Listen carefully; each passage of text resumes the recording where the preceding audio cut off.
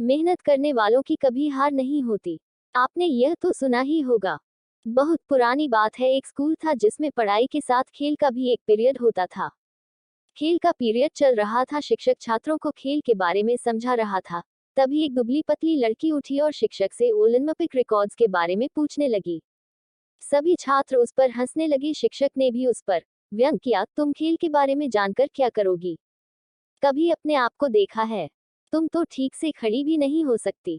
तुम ओलंपिक के बारे में जानकर क्या करोगी?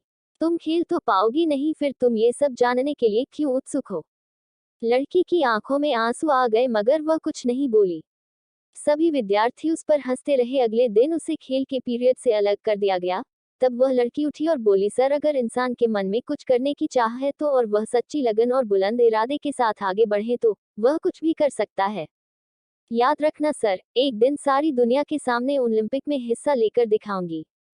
इस बात को और बाकी सभी ने मजाक में लिया, मगर उस लड़की के दिल को यह बात लग गई थी।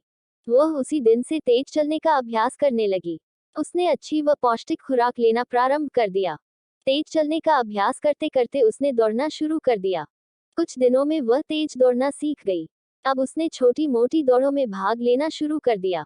तभी कुछ लोग उसकी मदद के लिए खड़े हो गए और उसका हौसला बढ़ाया। एक दिन उसी लड़की ने ओलंपिक में हिस्सा लिया। उसने सिर्फ ओलंपिक में हिस्सा ही नहीं लिया, साथ ही साथ 3 स्वर्ण पदक भी जीते। ओलंपिक से उस लड़की ने एक नया इतिहास रच दिया। इस कहानी से यह शिक्षा मिलती है, अगर इंसान आलोचनाओं को अपनी ताकत बनाकर अच्छी लगन और मेहनत से अपने लक्ष्य की तरफ आगे बढ़ता है तो उसे सफलता अवश्य प्राप्त होती है।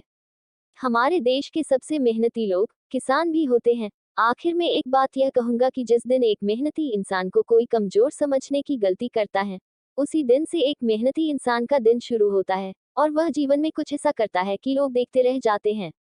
धन्यवाद।